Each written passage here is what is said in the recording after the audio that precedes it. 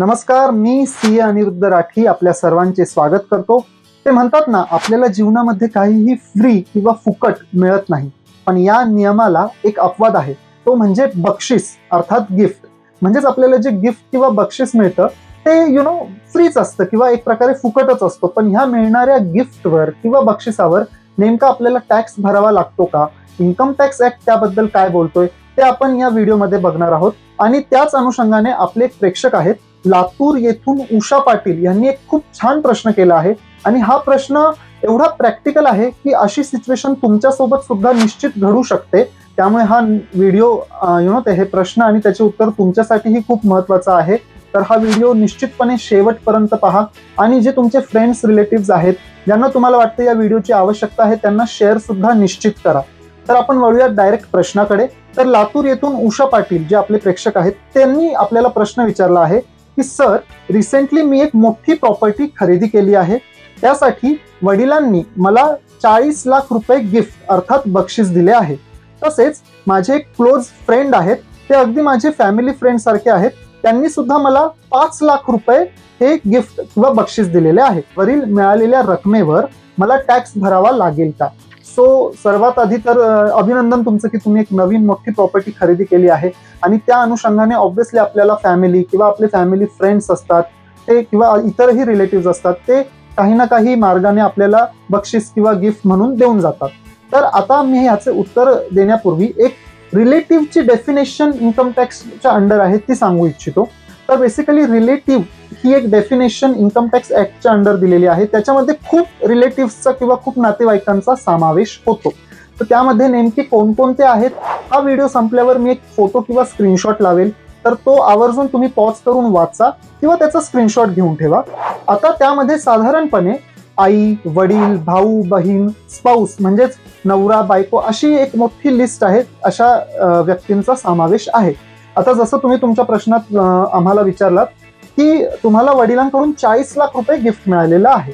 So सर्वात आधी congratulations की वडील हे रिलेटिव्ह या डेफिनेशन असल्यामुळे तुम्हाला 1 रुपया मिळो किंवा अगदी 10 करोड रुपये मिळो, रिलेटिव्ह कडून मिळालेले गिफ्ट हे टोटली टॅक्स फ्री असते.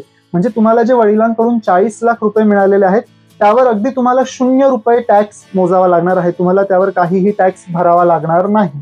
परंतु तुम्हाला जे दुसरी 4 लाख का किती म्हटलं तुम्ही 5 लाख रुपये अमाऊंट मिळालेली आहे तर ती तुम्हाला एका क्लोज फ्रेंड कडून मिळालेली आहे. मग ते तुमचे लहानपणीचे मित्र असतील किंवा तुमचे फॅमिली रिलेशन्स असतील ती गोष्ट वेगळी, पण तुम्ही क्लोज फ्रेंड कडून मिळाली आहे. तर क्लोज फ्रेंड हे रिलेटिव्हच्या डेफिनेशन मध्ये येत नाही. तर इन्कम टॅक्स ऍक्टचा नियम असा म्हणतो की नॉन रिलेटिव्ह कडून मिळालेले गिफ्ट हे जर 50,000 रुपयापर्यंत असेल पूर्ण आर्थिक वर्षात मिळून तर त्यावर तुम्हाला काही टॅक्स भरायची गरज नाही. परंतु ही जर गिफ्टची रक्कम नॉन रिलेटिव्ह कडनं मिळाली आहे आणि ती 50 लाखापेक्षा जास्त असेल तर संपूर्ण रकमेवर तुम्हाला इन्कम टॅक्स भरावा लागतो. थोडक्यात तुमच्या प्रश्नामध्ये तुम्हाला जे नॉन रिलेटिव्ह कडनं 5 लाख रुपये मिळालेले आहेत ते तुम्हाला इन्कम फ्रॉम अदर सोर्सेस या हेडच्या अंडर तुमचं उत्पन्न म्हणून घोषित करावं लागणार आहे आणि त्यावर स्लॅब रेट नुसार तुम्हाला टॅक्सही भरावा लागणार आहे. तर थोडक्यात नॉन रिलेटिव्ह साठी 50,000 ही एक लक्ष्मण रेषा आहे असे समजा. त्याच्या आत तुम्ही गिफ्ट प्राप्त केले तर त्यावर काही लागणार नाही. परंतु 50,000पेक्षा जास्त जर गिफ्ट तुम्हाला नॉन रिलेटिव्ह कडून मिळाले तर संपूर्ण रकमेवर तुम्हाला टॅक्स भरावा लागणार आहे. हे नॉन रिलेटिव्हच्या बाबतीत. पण रिलेटिव्हचं मी जसं म्हटलं की तुम्हाला कितीही रक्कम मिळो त्याला काहीही लिमिट नाहीये, ती पूर्णपणे टॅक्स फ्री असणार आहे. थोडक्यात रिलेटिव्ह कडनं मिळालेले गिफ्टवर तुम्हाला 0 रुपये टॅक्स मोजावा लागतो. पण जाता जाता मी एक महत्वाची टिप देऊ इच्छितो की वडिलांकडनं तुम्हाला जसं तुम्ही म्हटलं मोठी रक्कम प्राप्त झाली आहे 40 लाख रुपये, तर इट इज ऑलवेज सजेस्टेड की तुम्ही त्याचं प्रॉपर रजिस्टर्ड गिफ्ट डीड बनवून घ्या.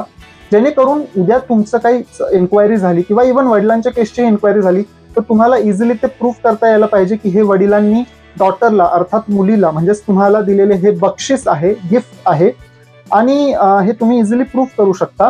यात अजून एक प्रश्न उद्भवतो की वडिलांकडे एवढे पैसे कुठून आले?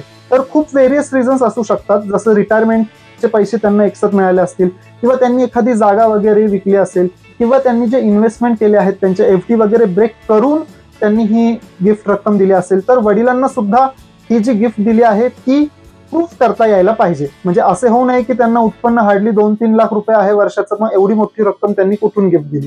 तर हे वडिलांच्या साईडने परंतु तुम्ही निश्चिंत राहू शकता.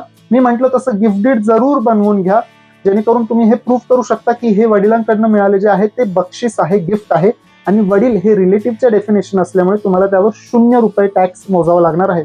मग मी जसं म्हटलं ती 40 लाख रुपये अमाऊंट असो किंवा अगदी 400 करोड असो, त्याला काहीही रिलेटिव्ह कडनं गिफ्ट जे मिळतो त्याला काहीही अमाऊंटचं बंधन नाहीये.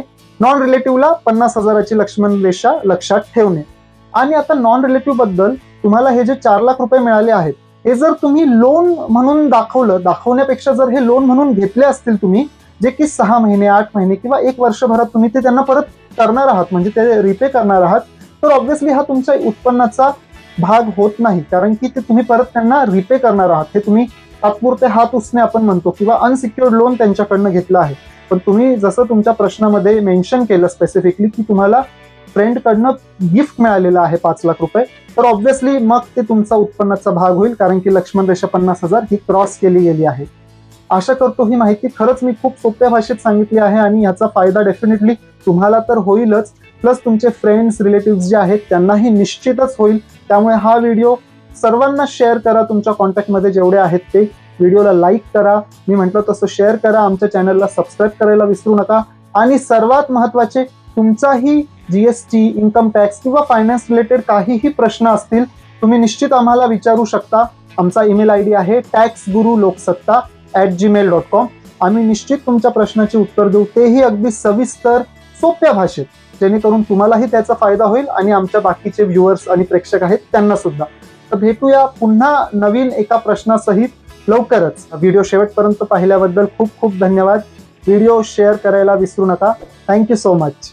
मी सी अनिरुद्ध राठी पुन्हा आपल्या प्रश्नांची वाट पाहत आहे आणि लवकरच त्याचे उत्तरही घेऊन येईल. धन्यवाद.